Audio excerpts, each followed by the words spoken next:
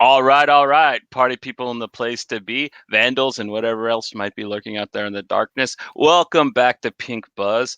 I, of course, am action superstar Steven Seagal, here to talk some punk rock compilations with my homies.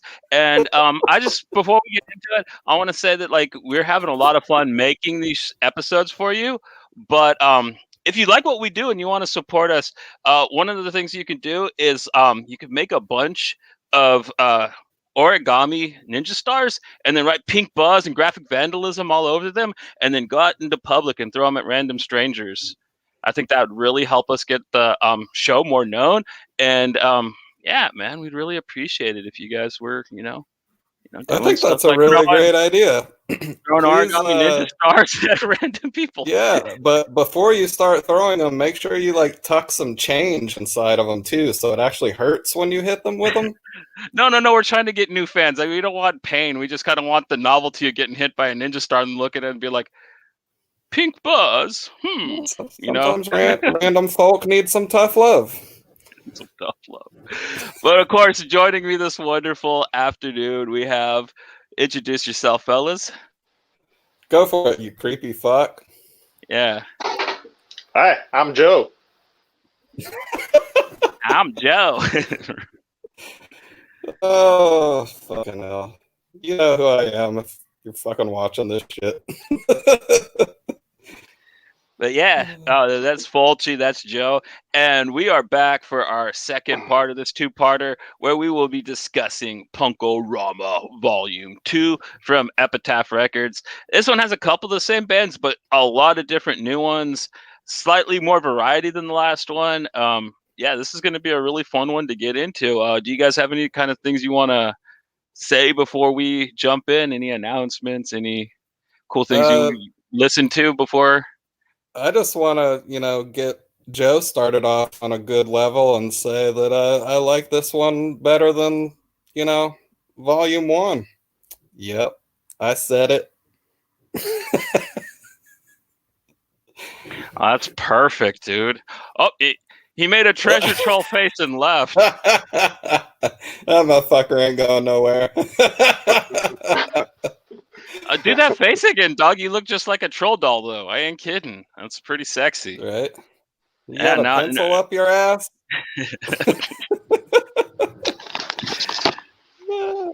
Yeah, you got to do the troll hair. Now he just looks like Beaker. That's what we're talking about. But yeah, man, this is going to be a lot of exciting stuff. But Joe, you got anything you want to say before we hop in and start talking tracks? Nope. Let's hop right in, man. I'm ready to go. Okay. Much like the first one, they really know how to start things out. This one starts off with Coffee Mug by the Descendants. And just from the first little riff and the guy going, mug, mug, mug, like you're just floored. You're ready to, yeah, it just makes me want to be in the circle pit, just running the circle. You know what I mean? Having a good time. This song just jacks me up. Well, how do you guys feel about Coffee Mug by the Descendants? I wish Coffee still had as strong as an effect as this song does. But yeah, I remember when this album came out, it had been a little while for some Descendants action. So I remember everybody was pretty stoked and, really had high expectations for this album. And I know I really enjoyed it when it dropped, but like revisiting it, it's not Milo Goes to College by any means, but it's still a really strong album. It's better than anything they put out as All. I can tell you that. I was not impressed with All. It was really good when Milo got back from college and they did the Descendants again. Yeah, actually, not the last show that I've ever gone to, but the one before that was to see these guys in a shithole bar in Gainesville, Florida, and dude, they still fucking rip, man.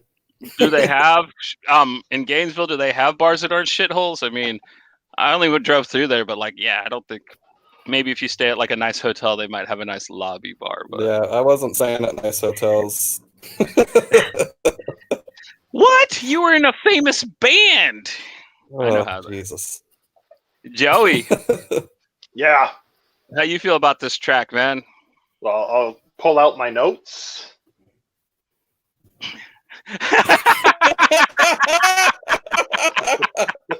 That pretty sums up my notes for this album. No, it was great. It's a good start, man. It just gets to the point, short and sweet, fast, and bang, bang, bang. I love it. It was good. I mean, it's got the energy, right? So it comes right out firing. It was good. Yeah. I love that song. Good first song. Yeah, I don't even drink coffee or like coffee, but I love this song. It jacks me up more than the drink actually ever did. So. Oh yeah, I don't have much to say aside from that. It's short, man. So I'm gonna keep it short. Yeah, it is a full minute long, right? It's 60 seconds That's it? perfectly. Does it I think so. A minute? Let's see. I think that's right. 34 seconds long. Okay, I was dead ass Whoa. wrong. Like minutes are unless I stop and count, like I have a hard time keeping track of time. So, oh yeah. 34 Zipping right seconds. along, like Boom. Joey said, we kind of probably covered everything you can with this one. It's just a little tour de force, a little starter, really perfect. Next up, we have probably the poppiest song Pennywise ever put out, but still really solid track. It's off probably what most people would call their favorite album, About Time. Yeah. It's a good record, but it ain't self-titled. And this track, I don't know, it's pretty cool. It's just about him whining about how he can't bang popular girls because his eyes are weird or some shit. But it's cool. It's like a Korn song before there was a Korn. Like, don't pick on me. I know I'm weird and I'm kind of nerdy, but like I'm tough too, type thing. And I don't know. It fits pretty good with the pop punk rebellion style, I guess. Probably a little better than it does with Korn. You know what I mean? You're like listening to this heavy ass band. You're like, what are you whining about so much for, dude? Like, you got picked on. Like, how many songs are you gonna do about this? Whereas Pennywise just does this one song about being picked on. So that's cool. I think it's pretty. I don't know. And all it's kind of hypocritical of a song. So it talks about different people, how they cliques only accept certain people, but I mean everything's a clique, right? Whatever you're into. I mean, so whatever. Let him whine. He's probably like part of the punk scene, so he probably looked at anyone who was like a grunge guy, like, "Oh, look at those fucking assholes," you know. So it's just a hypocritical song. It's good though. The beat's good. Like he should have did a song about how Star Trek Trekkies wouldn't let him hang out with them. That'd have probably been a little more interesting than "Popular people don't like me" type song. Yeah, this is my favorite Pennywise record, but why did they have to pick this song? Like, it's the worst song off the album, and yeah, I'm not that big a fan of this song. I don't know. I don't really have much to say about it. Yeah, because I think Full Circle was already out by the time they put this out. They should have had Fight Till You Die or like Society on there instead of something that jams, something that's like one of their really. Strike number one. Okay, yeah. Well, are you gonna keep track?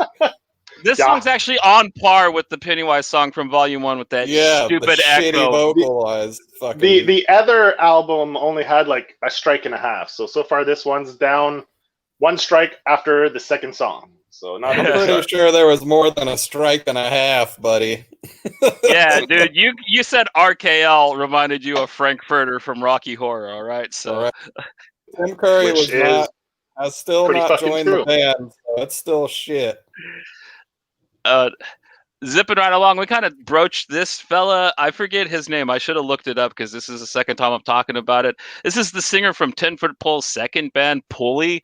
They were really, really affluential in the pop punk scene. A lot of bands ripped them off, and for good reason. They have a great sound for like one of those like really clean, antiseptic sounding pop punk bands with just like the angelic vocals type thing going on. This song rips. The band has a lot of energy. They tear it up with the style.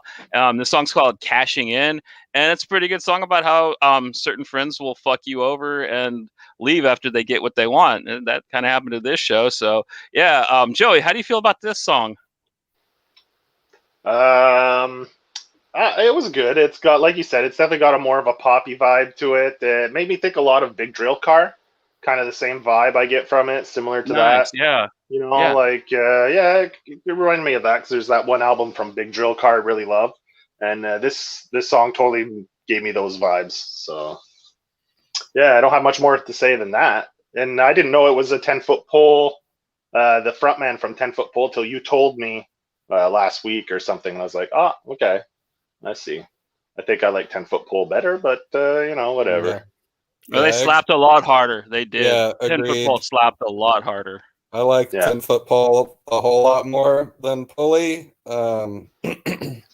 This is just one of those bands that was like pretty big and uh, like a lot of people listen to them and stuff, but I never once bought like one of their records or anything. I mean, you'd see their name and hear about them all the time, but I just like they're not bad. Like I don't think I've ever heard a song that I like hated or anything by them. It was just they're just kind of that. Everybody sounded like this band, yeah. in my opinion. So they just didn't really have anything that stood out that like really made me want to go buy their records. So Yeah. See, it's a good track though. in, It's fun. in my circle, no one listened to it. Like no one. Like Well, because never it's even talked about it.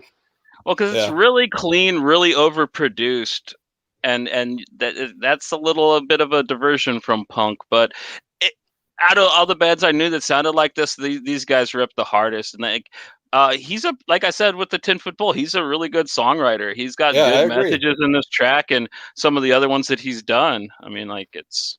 But I'd never buy one of their albums either. It's not my type of thing. Like Right. I'm more into. We'll talk about the songs I really like later on and their production value. But moving on from Pulley, next up we have uh, Me First and the Gimme's Fat Mike's cover band. I really loved them. I had a lot of their stuff before this came out. I had the Garf and man, what was the Elton John EPs? So when they came out with this, it's cool, but it's not one of my favorite covers of theirs. This is them covering "Only the Good Die Young" by Billy Joel, and the problem with it is it's just too straightforward. It's just kind of Yeah, like a distorted proper cover of the song where as usually they have a little fun. They play with yeah, the lyrics a little bit. They change the time settings and they'll play the song in a completely different tempo than you're used to it, more punk rocky, but this one it's good though. The Gimmies rock. yeah, man. Uh, this is also I want to. Was this like really early recording for them? Because, like you said, it's a little more straightforward than most of the other cover songs. But yeah, I mean, this was like billed as like the punk rock supergroup because of Fat Mike and it's got a couple the dude from Lagwagon and No Use for a Name, and I think the other dude was in Swingin' Utters or something. Uh, Yeah. and like, I just thought it was funny that they have like all this talent, but all they did was like fucking random cover songs that you would not expect any of these people to cover, which was always great. And I love that their albums always had like a theme almost, like it would all be like a certain style of music that they'd be covering and shit. So yeah, man, I've always had a bunch of fun with the Gimme Gimmes, and Joe's pencil on his ass must have reached somewhere special from the look on his face. So I guess we're gonna have to listen to what he has to say now. Strike number 2. Yeah, I'm not a. I enjoy Me First and the Gimmes. They're not my favorite band. This one, like you said, doesn't do any much for me, like compared to a lot of their other cover songs. Who sings on this one? Same guy, Spike, right? Is his name? The Lagwagon singer? No, he's Joe, whatever. I think that's the dude from Swingin' Utters. Yeah, That sings on this. Okay, okay. Because who sings on the later albums? Is it always the same singer, or do they switch it up? Or I want to say the dude from No Use for a Name sings. okay, because I know this Fat one Mike doesn't sing. it seemed off compared to a lot of the other stuff almost like the guy had a cold and they just said, "Fuck it, we'll record anyway." And you know, I don't know. That's a skip for me. All right. Yeah, no, it they had more impressive songs. Like I had another comp that came out at the same time and it had them covering Coming to America. It was a much better cover. Yeah, that is a great cover. All right, moving They right did along. Cabaret on another one as well. Cabaret, I enjoyed that one. I thought that was kind of don't they have like 5 or 6 albums where they just do covers? Yeah, That's all every they do album is is covers. nothing but covers. Crazy. Yeah, I know, but they have there's 6 albums, right? Total, roughly. It's Yeah. after a while, you're like, what the fuck do you cover after a while? Well, there's one where they just do show tunes, man. They literally just do songs that's a from good one. musicals. Yeah, I like that one. That's one of my. I think that's my favorite, actually, of theirs. Yeah, that's a good album. Brings me back to my childhood. You and your cover song tape making days. Yeah. All right. Zip, sorry about that. Zipping right along. This is kind of like the RKL song of the album for me. I've never heard of this band outside of this comp. Actually, like when I re-listened to this, I didn't remember this song at all. It's called Mutate With Me by the Humpers. It's just atypical skate punk song. I think about post-apocalyptic times. I didn't pay enough attention to hear what the message was, but it's I wouldn't skip it, but it's definitely not something that I'm rocking my fist to. All right. Well, I already know along the lines of what Joe's gonna say about it, but I'm gonna be the one that disagrees with both you motherfuckers. I enjoy this song. It sounded like, to me, it sounded like if you had Henry Rollins acting goofy doing vocals for the Stooges while trying to sound like this era of punk rock. I don't know. That is a perfect way to put it. I never thought about it that way, but yeah, dude, that's exactly what it sounds like. It sounds like Henry Rollins being silly doing 90s pop punk. Wow. Good call. I'm sorry, Yeah. I didn't mean to step on you. Where were no, you you're going? good. I don't know. Other than that, I kind of dug this song. So fuck you, Joe. Well, I didn't hate it either. I just I didn't really remember it, even though I listened to this so many times, and it's just an uneventful track, but it's cool. It's not. Yeah, it's not fucking spectacular or anything, but I dug it. Oh, what is this? Strike 5? Strike 3. This album's out. It was okay. It was just skip for me. That's all. Let's not use baseball rules. How many strikes and outs can you get in hockey before you have to change unlimited puck batter or whatever they call the guys with the no, you just take your gloves off and fuck somebody up. Yeah, you pummel the fucker. Which looks like that's the direction we're headed here on this episode. No, we're about to bring it right back up because next up we have probably one of the greatest rock and roll songs ever written again. Once again, it's Rancid. Once again, it's one of my very favorite Rancid songs. This, of course, is Sidekick. This, of course, is a comic I would love to see Marvel let Tim write for. I want a comic book where Wolverine kills people for messing with homeless people in San Francisco.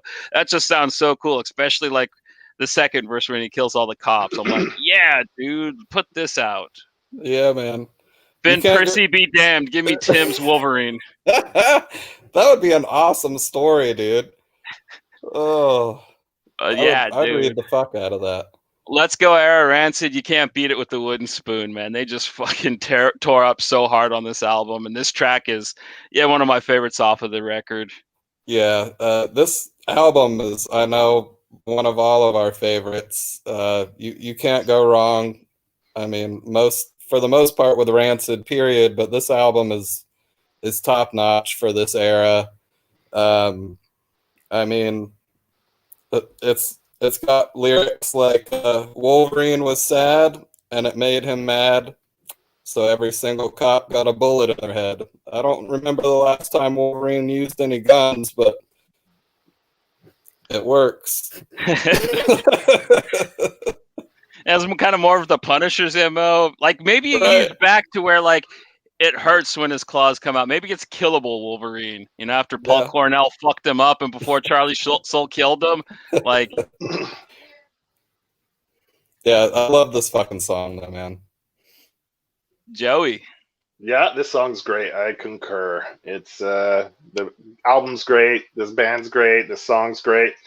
But as opposed to Volume 1, they put like most of the crap first on this one. So it's almost like they didn't want people to get through it.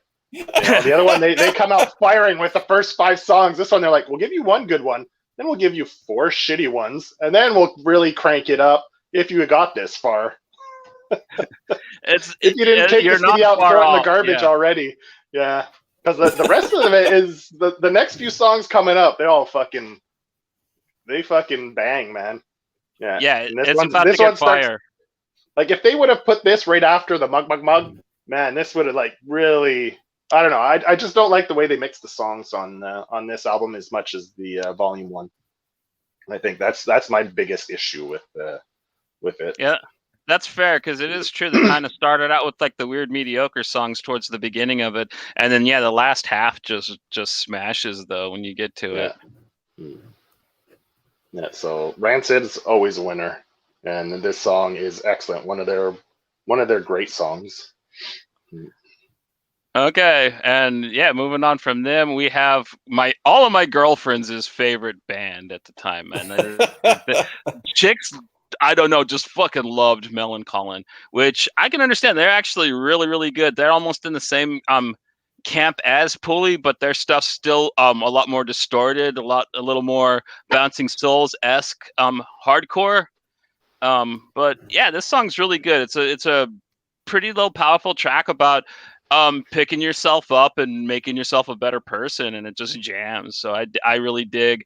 It's called Bullion by Millencolin. It's track number 7. And Maddie, how do you feel about this one? This is one of the Millencolin songs that I actually like. I remember when they first started, they did a bunch of like really fucking awful ska sounding songs on most of their albums, and I just fucking hated this band. But I'm pretty sure it's whatever album this is off of, they kind of stuck to this sound and like ditched that whole ska shit.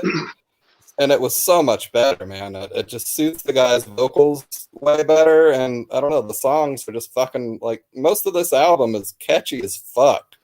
So they're like 5 steps ahead of Pulley, or at least anything I've heard by Pulley, in my opinion. So, yeah, man, I like this song a whole lot, and this album's a great one to pick up, really. Bouillon! Yeah, it's pretty good. This song, a lot of the people that I hung out with at the time were pretty into Millencolin. I mean, not too many people didn't like it. It was probably... after Pennywise and the rest, they're probably right there after, like Bad Religion, Pennywise, NoFX, Lagwagon, all that. They probably made most of my friends' top 10 lists of the 90s punk bands. And they had some solid stuff, and this one's a pretty solid track. Definitely better than some of the other entries on the album. Damn! Dude, this is a good comp, man. Like, it's a way better than Volume 1. You've just made Matt go all Super Mario. It's so way better than a Volume 1. Moving on. This is band is one of the bands I saw my second show ever. I saw this band with The Far Side and Face to Face. It was a really weird show, but it was That neat. is a hell of a lineup, my friend. Power Man 5000 was there too. It was long before they ever got famous. So yeah, it was a weird lineup, but it was cool. And like, yeah, dude, the Voodoo Glow Skulls. This is El Cucuy. I absolutely adore this band. I really like their odd style of like mariachi ska that they do. They just tear it up though. They got speed and intensity like no other ska band I've ever heard. Like they're just a fucking freight train. This song, actually, the way he vocalizes in it, it sounds like a mariachi Guar song, which is also really awesome to make. He sings like they're from Guar, right? Like I'm just like, this is mariachi Guar right here. I'm into this, man. Yeah, man. They didn't sound like any other ska band, even though they played Like I've heard plenty of ska bands try and sound this way, but no one did it like this band. They're not my favorite ska band, but their live shows were fucking top notch. Every time I saw these dudes, they put on a really great live show.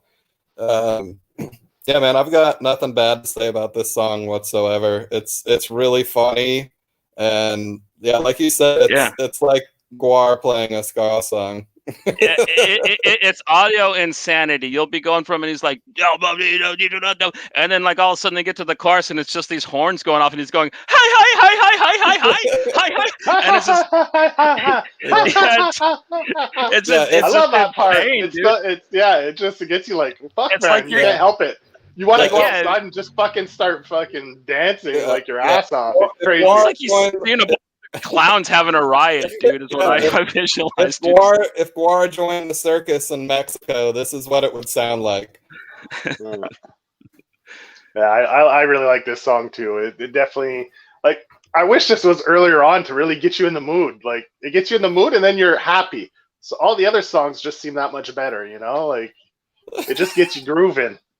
This song is great. I love this song. Yeah, you can't go wrong, especially with their first albums, man. Like, Who Is This Is and stuff. And I forget what the one this one was off was called, but yeah, dude, like they just were so fast, so just intense. But they were fun too. They weren't like being intimidating or yelling at you about anything. It's just like they came with the speed and the fury, and they were just a like, good time. My buddy, that whenever he makes reference to this album, it's always this song. He's always like, I had the volume 2's the one with the Voodoo Glow Skull song. I was like, yeah, I love that, man. Yep. I hope he said that he liked it better than volume 1 too. Nope. But yeah, this is like moving along with a really eclectic array of styles. Once again, we're going to like this is another super group. I forget who all was in it. I remember it's the guy who played all the keyboard stuff from the Dr. Dre albums, and Jack Grissom from TSOL. This band is called The Joy Killer. The song is Hate, and it's magnificent. It's another track that just fires me up. I love just how furious the music is and how pissed Jack is in it. And it's just, hate, homo superior. I mean, it's like death metal David Bowie or something going on. It's amazing. I love this song. What about you guys? No, I don't. Matt's not in agreement. No, of course I'm not. You don't like... Man, you know I love TSOL and Jack Grisham, but this fucking song is just trash for me, dude. Like, I know, like, if Jack Grisham heard me say that, he'd fucking beat me the fuck up, but... In lingerie, probably. Or does he still dress like that? I don't know. It kind of looks like a surfer hippie the last time I saw him, but I'm sure he could still kick my fucking ass or, like, beat me to death with a brick or something. But yeah, sorry, Jack, man. This song fucking blows, and I skipped the fuck out of it. Wow, why? I just... like, what part of it do you dislike a lot? Dude, I thought the lyrics were fucking corny, dude. Oh, I'll give you that, but all the lyrics on most of these songs are corny. Yeah, true, but these were, like, just that much worse. See, I didn't listen to the album today before the show. Usually I like it. And I was like, what song is this one? I couldn't even remember what fucking song it was. And so I just went and listened to it really quick just to hear it. And now I remember which song it was. It makes me think of, what's the band? Queens of the Stone Age. That's exactly what it makes me think of. When I listened to it, I was like, this song kind of sounds like Queens of the Stone Age, but a little more maybe punky, I guess. I don't know. Yeah, it was okay. Yeah. Now, if I was Queen of the Stone Age, I would be saying exactly what Matt said, but I don't hit that at all. Like, Queens of the Stone Age did that shitty fucking country twang stuff, or at least that's all I ever heard of theirs. Like, when they got big with Dave Grohl for that one album, and people cared about who they were. But were they ever a punk band? I mean, I don't know. If they were, I hope they didn't sound like this. Well, if they were, they pretty much did sound like that, because I find that it sounds similar to it. There's similarities there for me. Yeah, it wasn't my favorite song on the volume. Yeah, I would have put this on my my Joey's trash list for sure. But okay, now that my feelings are completely hurt and I'm utterly destroyed on the inside, we're gonna move on to Jack Grissom's other band. This is the only band that matters. This is probably the reason why I love this comp so much, because it introduced me to this band, and like they really have become one of my favorites of all time. I absolutely love TSOL, especially really early TSOL. This song, of course, is the one and only Code Blue. If you're ever going to listen to one song about a guy who breaks into mortuaries and bangs dead girls, make it this song, because it slaps so hard. And I don't even care how she died, but I like it better if she smells of formaldehyde. Like, you can't come up with better shit than that, in my opinion. Yeah, Jack Grisham is just a one-man fucking army. I remember, I can't remember what song was the first song I ever heard by them, but I remember thinking, what the fuck is this? And then, like, I wasn't a huge fan right away of TSOL, but I couldn't stop listening to them. And now they're like one of my favorite bands ever.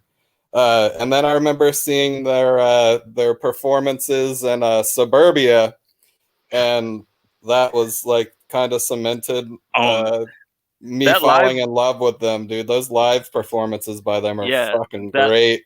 That live version of "Wash Away" is so fucking good in that movie. Like, and Jack's like doing his like goth vampire impressions. Like, he's got a tuxedo shirt on underneath a leather jacket, and like he looks like some kind of hardcore Corey Feldman and shit. Like, this shit was great. But yeah, man, I mean, leave it to Jack Grisham to write a song about necrophilia and make it great. So yeah, I love this song. I love this band, and hopefully Jack won't hunt me down and murder me, and I guess maybe fuck my dead body later. I don't know.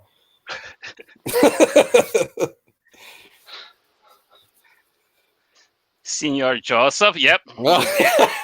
There they go. It's not a Pink Buzz episode without the fucking fists coming out. Yeah, I concur. This song was great. I love this song. It's wacky, it's wild, it's fucking out there, it's off the wall. Like, it's disturbing. Like, if I was a kid and my mom walked in and I was listening to this song, she'd be like, what the fuck is this?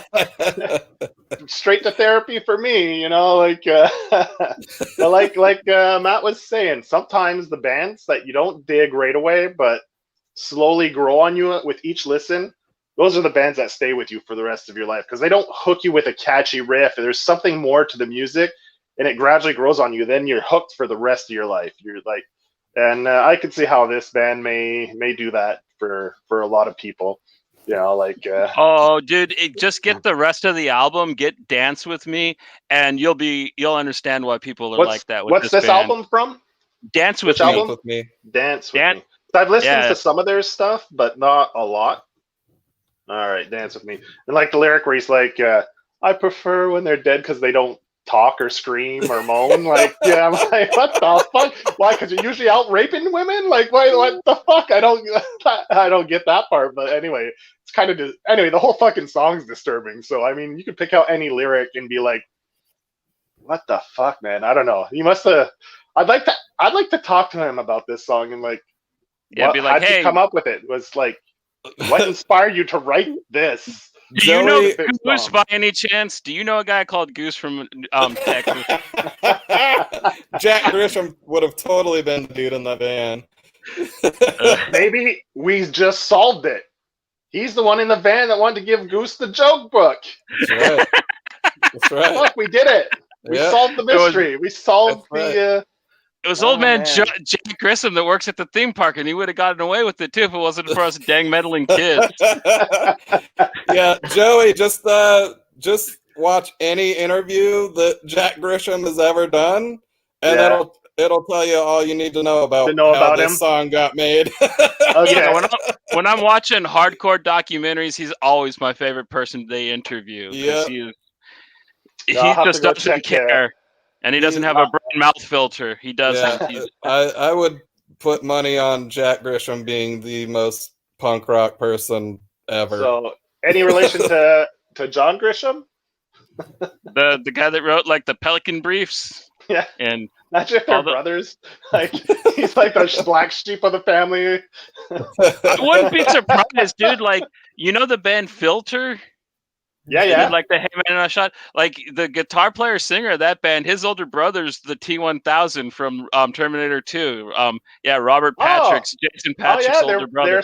They're siblings. Sometimes there's those So yeah, weird rock connections. bands do have weird. And Yeah. wasn't Danielle Steele's son? He was in Link Yeah, 80 he was before he the passed singer away. for Link 80. Yeah. Okay. Nick.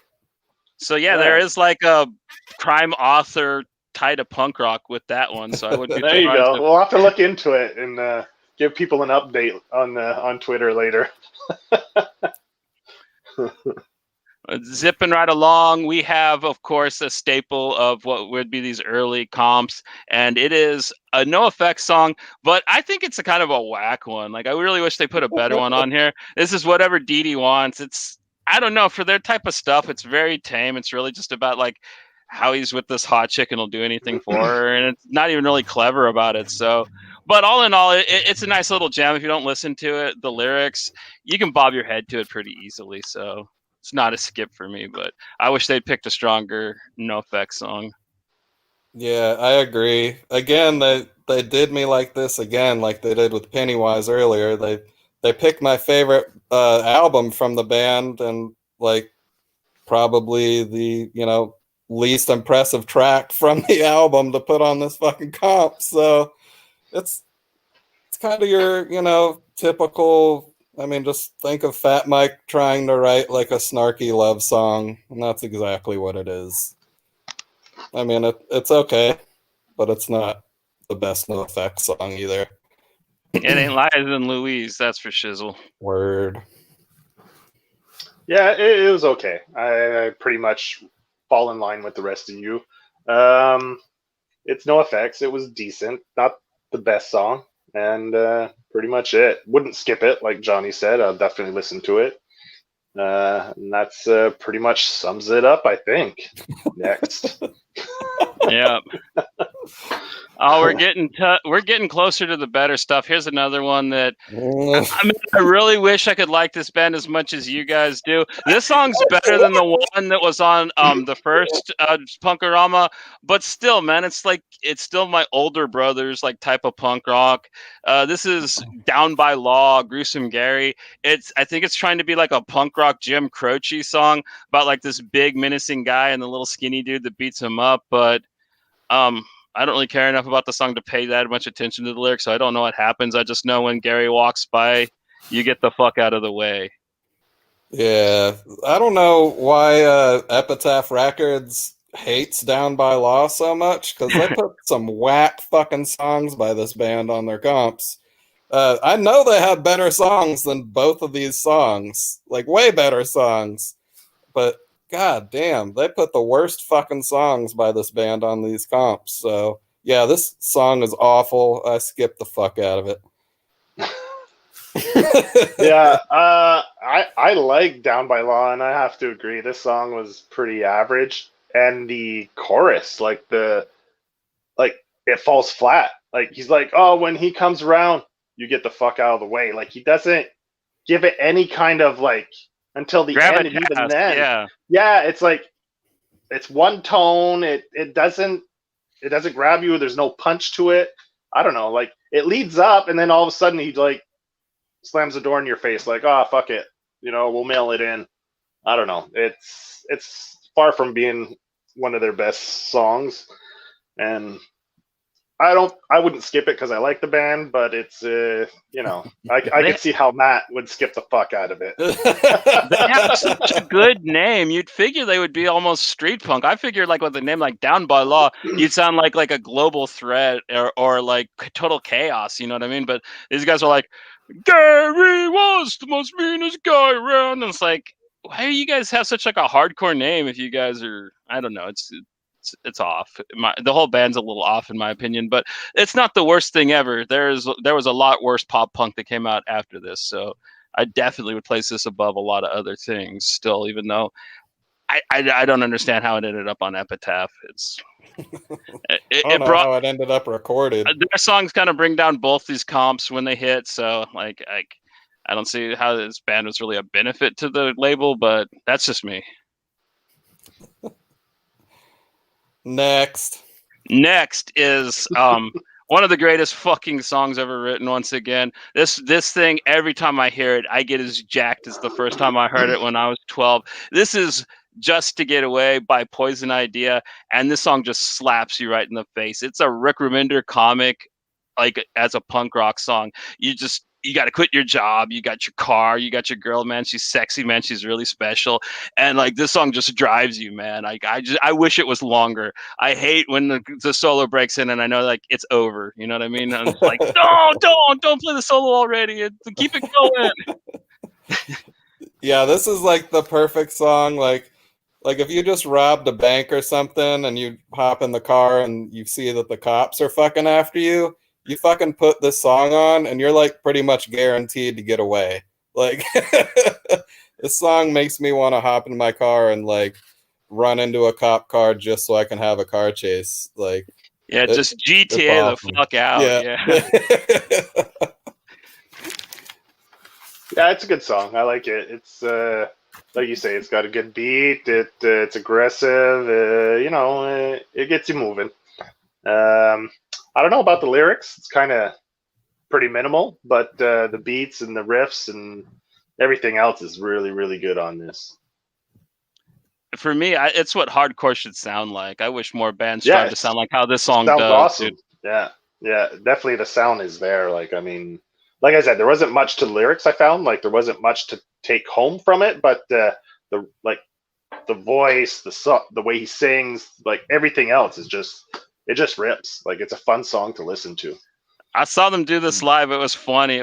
I think he writes his songs so minimal and so short because like he gets winded so easy. I don't know if you've ever seen TSOL, Yeah. but like Poison Idea, but like when they played this, like he legitimately had to sit down and catch his breath while he was because he's a big fella. Like him and the guitar player were both. So and like he gets fully into his rocking out and shit, but like yeah, he was just like the second time he was just sitting on the stage, just like quit my job. I was still trying to keep up with it, but like yeah, he was winded as fuck. So yeah, I think that's why they kind of kept their lyrics to short and minimal, so they could perform them live a little bit at least.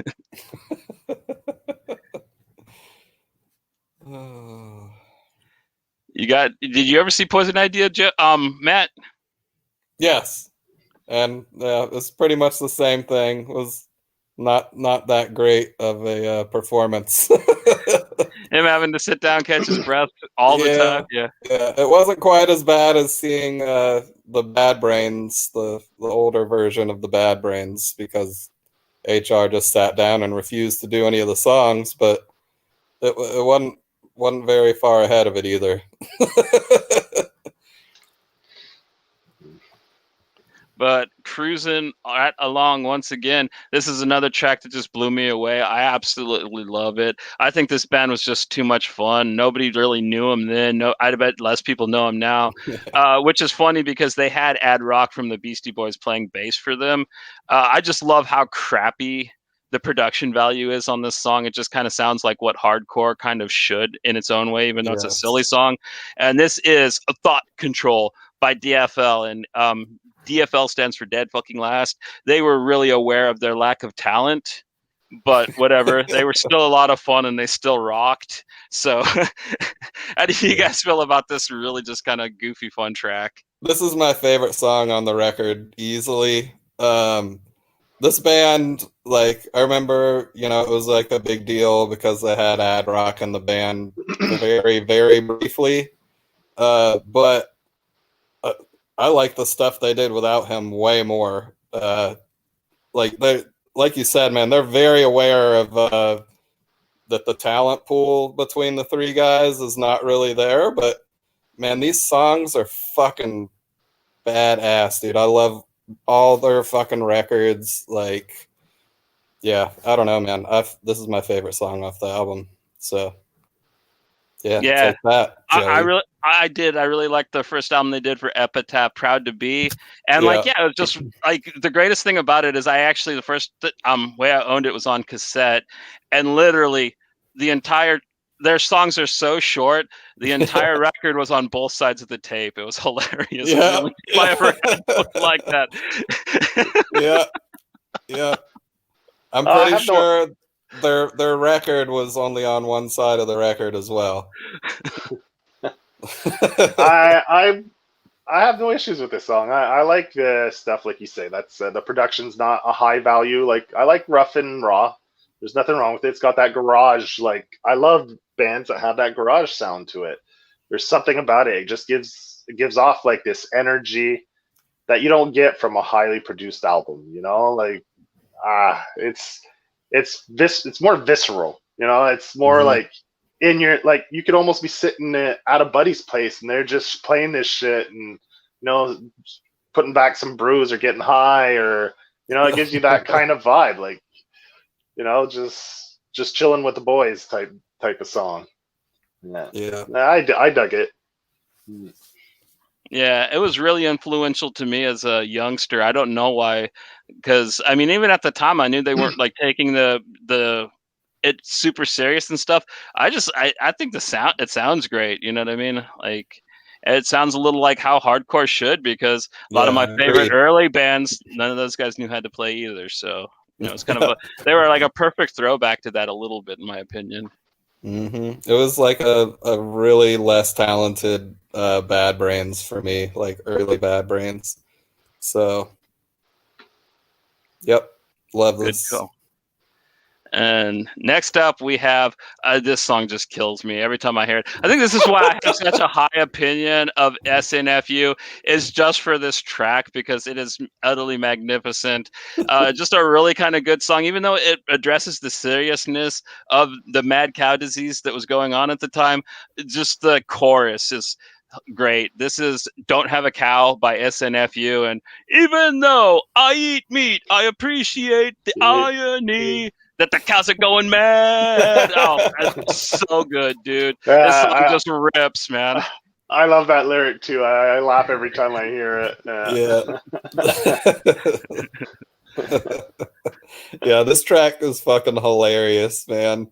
Even though they're trying, like, you know that it's almost like this is a song that, like, if NoFX would have tackled this subject matter, it's almost like that exact same, like, not taking it seriously at all, but at the same time trying to get the message across. So trying to address it, yeah. It's really well done. It's funny, and yeah, the riff's actually pretty sick too. Yeah, I dig this song a whole lot.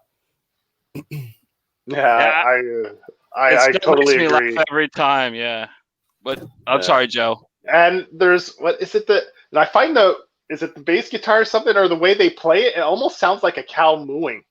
I find like the way it plays it's distorted in a way. It almost sounds like a cow. Like I thought it was. I don't know if they did it on purpose or someone did that riff, or anyway. If you listen to it, there's this one part where they play this riff, and I'm like, man, you could almost imagine a cow mooing when you hear it. And it made me laugh even more. I'm like, oh fuck. Yeah, it's great. I love this song. Yeah, good songs that can still crack you up years after hearing them for the first time. It's a rarity, but this is one of them. Like, and yeah, it actually happened. Like, mad cow disease was such a weird thing. But yep. Next up, we have, which is weird, they put themselves almost at the end of this thing. We have the obligatory Bad Religion song, Give You Nothing. It's really solid. It's off No Control.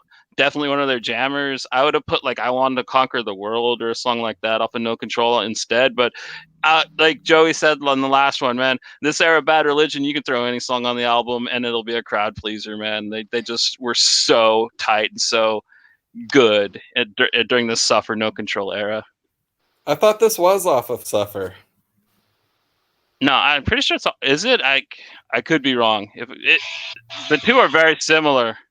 Yeah, oh, I know, I agree. I could be wrong too. I think it's. I don't know. My mind always drifts to Suffer when I think Bad Religion because I love that fucking record. But yeah, it's classic, old school Bad Religion. You can't go fucking wrong. Yep, Joey will fist you if you disagree. The fatal fists up there, Joey. There it goes. That's right. All right, it's more like.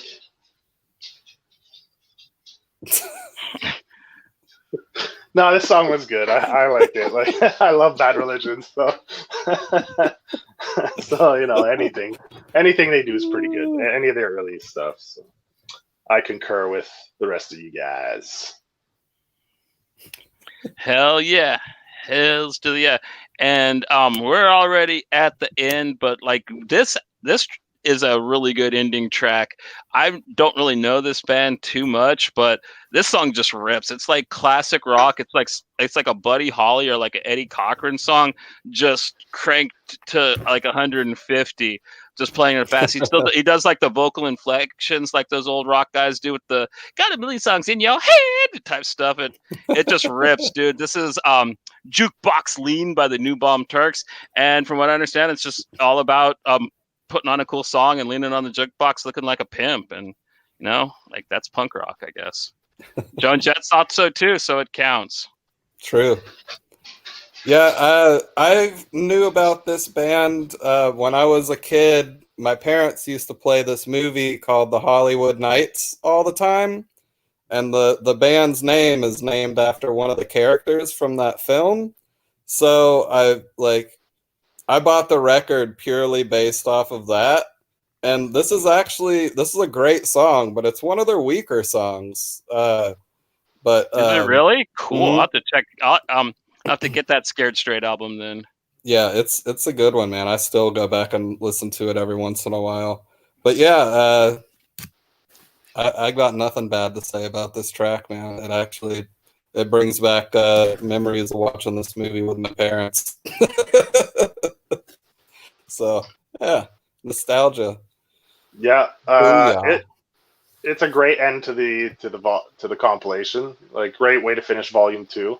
The first time I heard about this band was like we touched on in the last episode. Is I was watching a snowboard movie and then this song kicked on and then I was like, "Fuck, I got to go track this band's album down that this song is on." And I think the same week I went to the record shop and went and found the album, and I dig it. I love this song. It like this song alone made me want to go buy their album when I heard it on the movie. Well, it just shreds. There's no quit to it. It's just bam, bam, bam, bam, bam, bam, bam. But it's also just like really a head bobber. It's got a nice catchy hook. I got the jukebox lane and shit. It tears, man. Like I love it. I probably really should have checked out their album when I was younger, but I don't think I ever saw it in the wild. Like that was the problem. If I saw the album, I'd buy it, but like I wouldn't. It was really a pain in the ass to actually try to track something down. It's like in Modesto, I'd actually literally have to go to the Bay Area and hit up like Rasputin's or Amoeba, and that was fun. But when I would be there, I would see something else, and I'd be like, and I'd leave with shit that I didn't even go there for. But like like that's how I usually am when I go to shops like that. Well, there's a lot, like it was the 90s and punk was like it was at probably one of its highs at the time.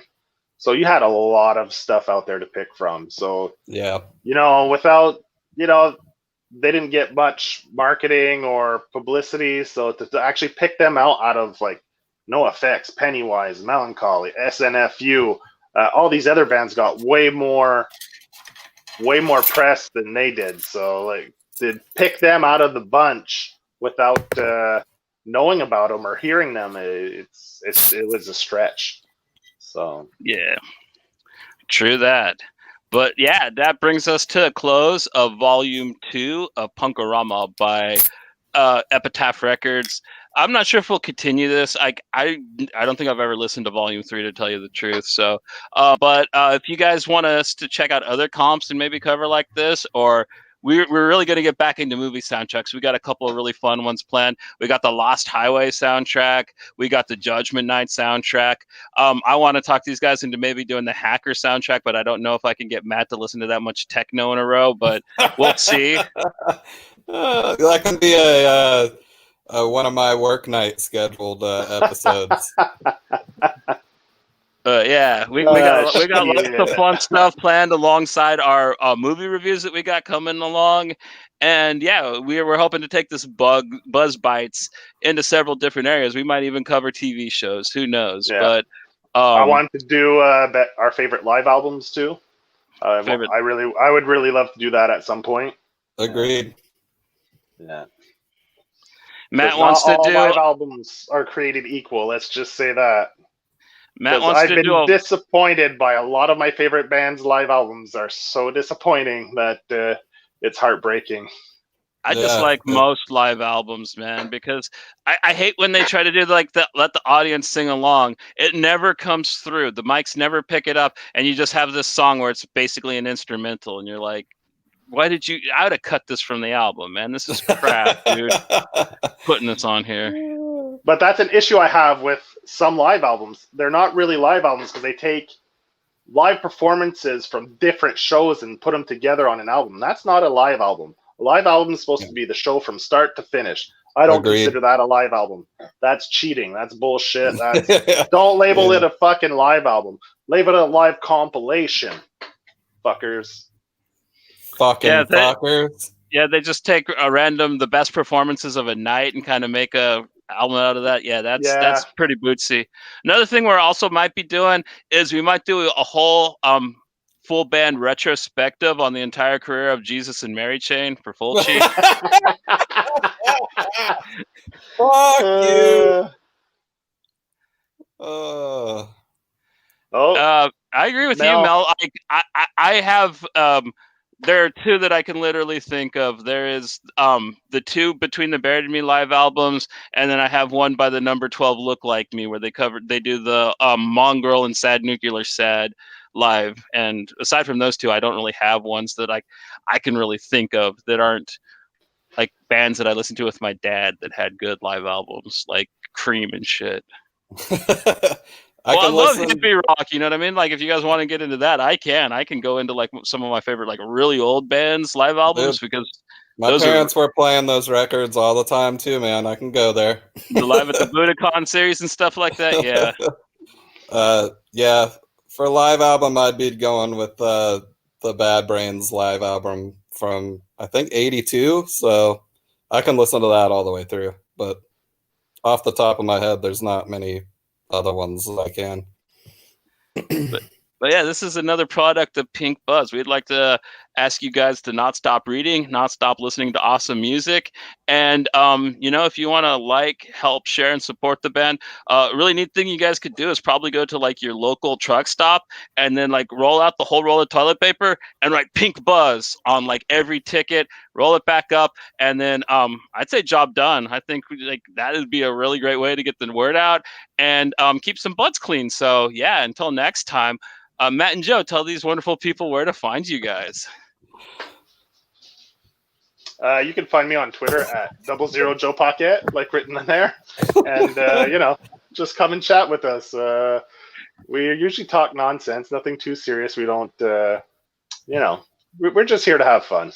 We love political fights. I am anyway. So, I'm just kidding, but yeah, no, it's Matois. Tell these good people where you'll be stealing their mom's shoes from. I mean, if you fucking follow either one of these assholes, you know where to find me. Yeah, trying to steal my mom's shoes again, you fucking pervert. I'll be under the bed tonight, baby. Oh, you clown shoe. But all right, man. That was volume 2. We're just zipping right along through these things. They're kicking ass, and really appreciate all y'all that took the journey with us. Thank you very much for the the comment mail. And until next time, peace out, Girl Scouts. And man, did I just say that? That was so Yeah, you lame. fucking I did. think you